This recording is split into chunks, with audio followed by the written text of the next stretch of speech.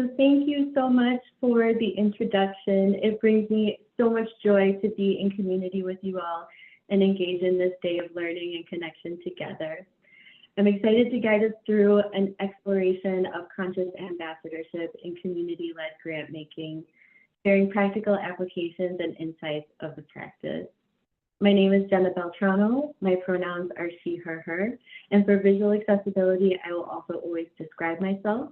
I'm a white presenting woman of Italian ancestry with curly brown hair, brown eyes, and today I'm wearing a long sleeve dress with red and pink floral design. I currently serve in the role of Director of Programs at the Evanston Community Foundation. And before we dive into our learning journey together, I want to invite in an opportunity to experience a moment of grounding through the practice of intention setting. So some of you may be familiar with this practice or have been invited to set intention in other spaces.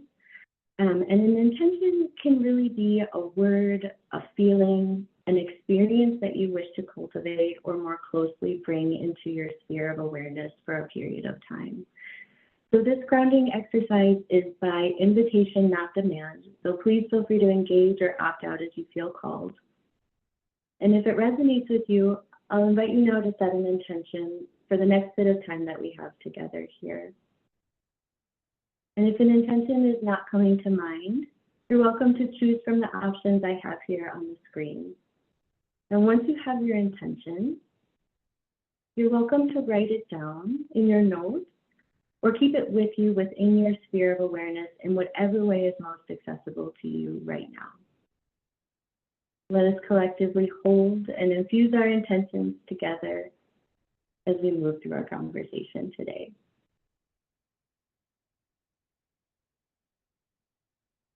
So through this presentation, I'm going to share just a little bit about the Evanston Community Foundation and the communities that we aim to serve, which will provide some helpful context for the content in this presentation. We'll then move to explore the intersections of conscious ambassadorship and community-led grant making, and then ground down in practical applications, impacts, and reflections from engaging in this important work. So a bit about Evanston. So the land that the city of Evanston occupies today is the unceded ancestral homeland of the Council of Three Fires, the Ojibwe, the Odawa, and Potawatomi nations. More than a dozen other nations called the region of northeastern Illinois home. And long before European contact, this region was a place of great significance for transportation, agriculture, trade, and commerce for many indigenous communities throughout the Great Lakes.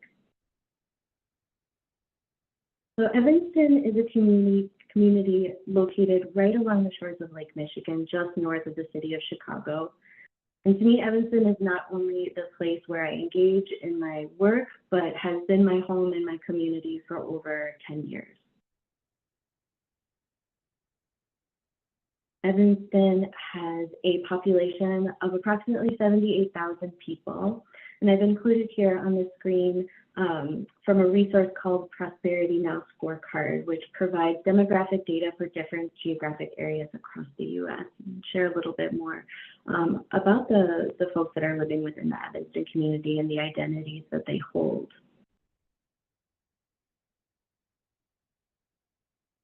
So in 2022, the City of Evanston Health and Human Services Department published the Evanston Process for Local Assessment of Needs, or the E-Plan. So the data in this report collected neighborhood-level data across 18 different census tracts in Evanston. This report is available to the public if you wish to learn more, but I want to take a moment to intentionally and specifically lift up from this report the clear racial inequities in Evanston's health outcomes as a result of structural racism. So the longstanding policies and practices across societal institutions that create inequitable advantages for white individuals while causing disproportional harm to Black, Indigenous people of color. So the report looks specifically at the legacy of redlining in the Evanston community and visualizes how the area of Evanston that was redlined closely corresponds to Census Tract 8092. So redlining not only segregated Black residents, but facilitated decades of divestment and created inequities that are still seen today. I have here on the slide an example of the findings from this report that looks specifically at life expectancy by census tract alongside the 1935 redlining map. There is up to 13 years of difference in life expectancy for residents in census tract 8092 compared to surrounding census tracts as of 2022. So with this background and context of the Evanston community, I want to move to share a little bit more about the Evanston Community Foundation and our mission. Our mission to mobilize resources to drive systemic social change and build a thriving, resilient Evanston. We achieve this by investing in community with a long-term sustainable perspective, empowering leaders to foster innovation and collaboration, prioritizing community voice and choice. We also envision a vibrant, just, and equitable Evanston where all feel valued and a sense of belonging. At ECF, we also embrace the philosophy of Ubuntu.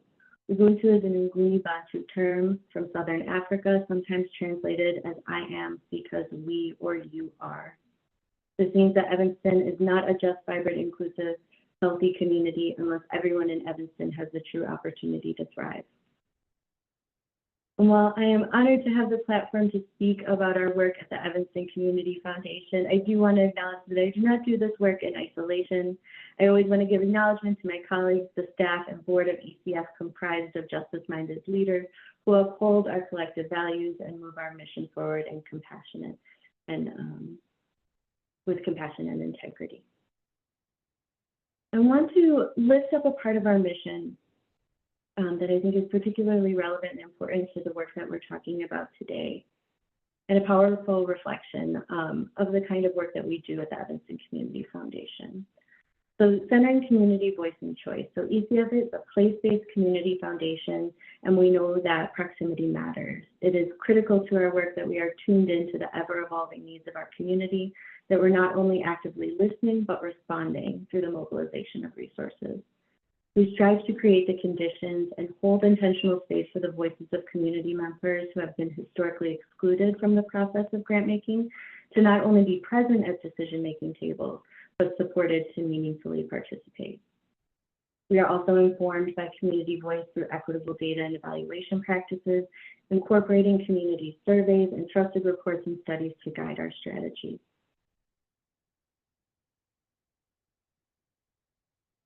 So one of the ways we intentionally live out our commitment to centering community voice is through the practice of community-led grant making.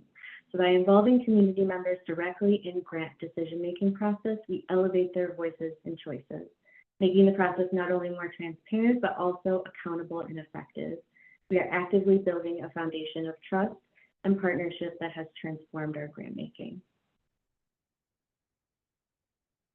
So community-led grant making is in essence an intentional shift of power and decision-making from those who have historically held power to direct wealth and resources to the very communities that we are aiming to serve through our mission, those who are closest to the issues we are trying to address. I know I've shared a lot about the Evanston community and the Evanston Community Foundation, but I want to reground our conversation in the concept and practice of elevated consciousness and conscious ambassadorship. So in revisiting these definitions and principles, I'm reminded of just how closely the values and philosophies that UCF holds align with conscious ambassadorship. I've been able to call on the practices and principles of conscious ambassadorship in a number of places in my work, but want to focus in here specifically on the community-led grant making through my role at ECF.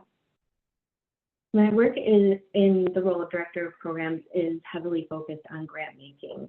And for those in similar roles, the programmatic staff are really poised to step into the role of practitioner and steward of conscious ambassadorship in the process of community-led grant making. So there are also opportunities as well for community-led grant making to exist in co-creation process where We are activating the principles of conscious ambassadorship to create the conditions together with community members to welcome in a collective experience of elevated consciousness.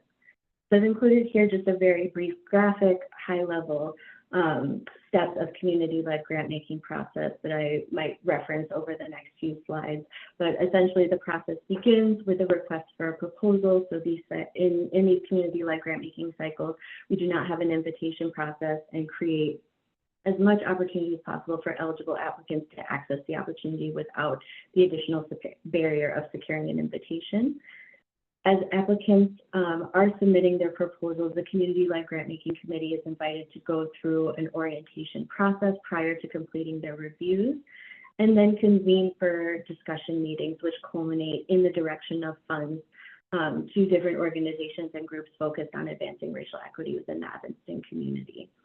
The ECF Board of Directors then reviews the slate of recommendations, and decisions are announced to community. So I want to highlight where in this community-led grant-making process the practice of conscious ambassadorship can be integrated and encourage an experience of elevated consciousness. So we are bringing community members together to engage in the practice of grant-making, and have found that creating meaningful space to co-create a set of community commitments begins to move participants towards the possibility of vulnerability. Facilitating a conversation rooted in an exploration of personal and shared values allows for the building of consensus and how the committee will be in community together and what commitments they want to make to each other, captured in a living document throughout the grant-making process.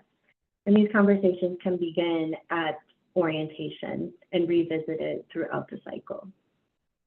We have also incorporated the practice of check-ins and checkouts at meetings. So participants in these check-ins and checkouts, again, it's always by invitation, not demand. And we recognize that this practice may be new or unfamiliar, and participants sometimes need space to discern for themselves whether they're ready to engage in that level of sharing. So a check-in or checkout can be as simple as sharing a word or a phrase that describes how you're coming into or leaving a space, cueing the community and facilitators in to any individual or collective needs, accommodations, or follow-up that may be needed. The facilitators in this context, the programmatic staff, are also encouraged to not only facilitate the conversation, but participate as well. Facilitators are also having their own unique experience of these spaces as well. Community building and connection encourage and welcome the possibility of vulnerability among committee members. We continually strive to actively resist urgency in the process of community-led grant-making, and this some days feels easier said than done when we are up against hard deadlines. Building space for meaningful connection is critical to the work. Time to connect with one another and get to know each other as people, for example, sharing a meal as part of the committee orientation. Inward reflection. So I mentioned a little bit earlier the role of the facilitator in community-led grant-making spaces. Integrating the practice of inward reflection, I have found to be essential for the role of facilitator in the process. Taking time to ground and connect with self before stepping in to hold any space. We have a responsibility to know ourselves and to be able to articulate how we are coming into a space if we are going to hold space for others to have a meaningful experience. Intentional breaks as well, so actively resisting urgency in this process, knowing that the results of our grant-making process can only be achieved if participants are well and cared for throughout. So integrating breaks into agenda or calling a break in a moment when the energy or tenor of a conversation is shifting out of alignment with community commitments or values. Facilitators and participants can be encouraged in these moments of pause to practice inward reflection, to attend to themselves and seek clarity on any adjustments or accommodations that need to be made. The facilitators compare check-in and check-out practice with breaks to get a sense of how the collective is functioning before and after a break, and make space for participants and facilitators to express any needs that may be arising for them. So the principle of outward reflection. So those of us who have studied principles of conscious ambassadorship and elevated consciousness can attest to the affirmation that reflection is part of the work. It is not uncommon to encounter spaces where reflection is seen as an extra or a practice that's kind of easily skipped over to move to action or follow-up items. Conscious ambassadorship reminds us that the intentional integration of reflection brings us closer to understanding ourselves and community. There are a number of ways that we welcome outward reflection through the community-led grant-making process, but I want to highlight that it is important to meet participants where they are at in their own reflection practice. So everyone processes information differently, and it can be helpful to initiate conversations early on with participants to see how you can support them to engage in reflection in a way that feels aligned for them. So for example, large group settings versus one-on-one conversations, some participants will feel more comfortable to reflect in different spaces. Some also prefer to incorporate a form of writing or drawing into their reflection process before outwardly sharing. So all options are on the table as we work and welcome in reflection from community that is so very deeply informing our work. And finally, the lifelong process principle here reminds us of the importance of taking time to understand ourselves and the world around us. So community-led grant-making requires an openness to continuous learning. Each time we practice elevated consciousness, we learn something new about ourselves and about our community. We can encourage an iterative grant-making process, continuously integrating community voice, new perspectives, ideas, and reduce barriers. We can increase transparency and lead to a more equitable grant-making practice. We can embrace ambiguity and humility in knowing that we are, as grant makers, we do not always have the answers. We are not always the experts. The power of community-led grant-making process invites in collective wisdom so that we can explore hard questions together. We can invite in curiosity in ways that move us to make meaningful change. And in closing here, I just want to briefly summarize again kind of the impacts of conscious ambassadorship and community-led grant-making, both from a community and philanthropic organization perspective. So in community, these practices and principles can help build trusting relationships between the foundation and community members, between and within community. They can support repair of relationships and healing harms. They can foster a sense of inclusion and belonging in spaces where exclusion has been normalized. In philanthropic organizations, conscious ambassadorship encourages the embracing of human-centered and relationship-based approaches, aligning with the philosophy of Ubuntu, really speaking to the inextricable ties of our shared human experience. I am because you or we are. These practices help us actively resist transactional relationships and ultimately lead to more equitable grant-making practices. I am deeply appreciative of our time together and the opportunity to connect with you all. I want to close out our space together by inviting in an option to recall an intention if you set one at the beginning of our time together. And if it resonates with you, I invite you to revisit this intention when you have space, when you feel called, and see how you might move this intention to action. How will you live out your intentions in a way that intends to impact and brings about meaningful change in your community? Thank you to Ravi, Colette, and Hansra Consulting team for their work and leadership. Wishing you all joy as we continue our learning journey together, and I look forward to answering your questions, continuing the conversation.